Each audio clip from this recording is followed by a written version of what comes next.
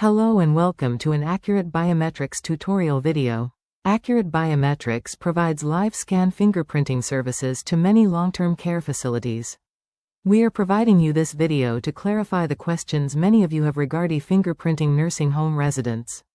Let's begin by answering the three basic questions that we are asked most often by nursing home staff members. Question number 1. Why do we have to fingerprint our residents? We never had to fingerprint them in the past. Question 2. What type of fingerprint transaction should we be using? We're hearing terms like UCIA and FeApplicant. What do those mean? And the last question we will answer is what should you know and expect about the fingerprint process itself?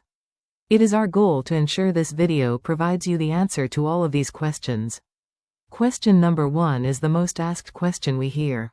Why do we have to fingerprint our residents? In Illinois alone, there are 1,200 nursing homes serving more than 100,000 residents. These nursing homes are licensed and regulated by the Illinois Department of Public Health, or IDPH. There are laws that govern how the nursing homes enforce the safety of the residents, staff, and visitors. Yes, it's the law. In 2006, the Identified Offender Program was launched, making a modification to an existing Illinois law known as the Nursing Home Care Act. That, and the Identified Offender Program are meant to prevent abuse and promote safety within the walls of long-term care facilities by identifying residents with a criminal history that could potentially cause harm to other residents, staff, or visitors. To locate these individuals, the Identified Offender Program initiated the criminal background check screening process for all new admissions. Let me briefly tell you about the change in the law. The Nursing Home Care Act, Chapter 210, Act 45 of the Illinois Compiled Statutes now requires all residents 18 years or older seeking admission to a nursing facility to be screened. This is mandatory and must be conducted with very few exceptions. Part of the screening process now includes a criminal background check within 24 hours of admission. Note that the Nursing Home Care Act is also supported by Illinois administrative rules. Note that Title 77 Subchapter Long-Term Care Facilities can be further researched via the Illinois General Assembly website. You are encouraged to review both the law and administrative rules in their entirety to better understand all of the provisions and exceptions to this law. The Illinois General Assembly website can be accessed via the www.ilga.gov website. The law actually transitions into the type of criminal background check you are required to perform. Which brings us to question number 2.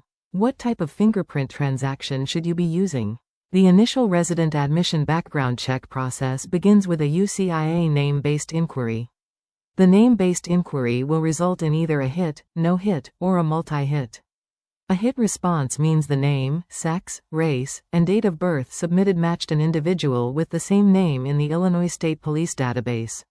In order to ensure this is the same individual, the Illinois Department of Public Health or IDPH will notify the facility that a FeApplicant fingerprint check is now required to search the Illinois State Police and FBI fingerprint and criminal record databases. This fingerprint search must be scheduled within 72 hours. If the UCIA name-based search resulted in a no-hit, no further fingerprint check is normally requested by IDPH. If the UCIA search resulted in a multi-hit, this will also require the nursing home to have a UCIA fingerprint check conducted on the resident.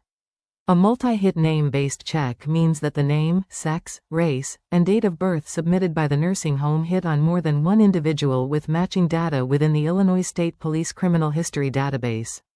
For example, the most common name and surname in the U.S. is James Smith, with over 38,000 instances. Chances are high that if your resident has a common name such as James Smith, you may be requested by the IDPH to conduct a UCIA fingerprint check to confirm the resident's identity before requesting a state and national FeApp fingerprint check. The response to question 3 should answer any questions you may have about the fingerprint process itself. Accurate Biometrics has established a few basic guidelines that each long-term care facility should be made aware of before our arrival. The facility must have obtained a resident-signed consent form authorizing the capture and transmission of their fingerprints. All of our fingerprint technicians have schedules they must follow and appointments they must make. The longest they are permitted to wait for the resident to report to be fingerprinted after their arrival is 20 minutes. Please ensure your resident is prepared and ready for fingerprinting at the scheduled time. Safety is important. For the safety of our technicians, an employee of the nursing facility must be present at the time of fingerprinting, and fingerprinting can only take place in a common area. Fingerprints are not allowed to be captured in private rooms of the residents. To protect our technicians' health, fingerprinting cannot take place if the resident has any visual evidence of open wounds or bodily fluids. Also, the capture of a good set of fingerprints requires the hands of the residents to be clean and sanitary. Following these guidelines will prevent any unnecessary delay in the required fingerprint capture process. To schedule an accurate biometrics technician to come on site for your next required fingerprint-based background check, or for assistance with the UCIA background check process, please visit our website at accuratebiometrics.com. To contact the Accurate Biometrics Scheduling Office directly, call 773-685-5884 or email us at scheduling@accuratebiometrics.com. Accurate Biometrics would like to thank you for taking the time to view this video. In addition to the contact information provided to you within the presentation, our corporate contact information can be viewed here.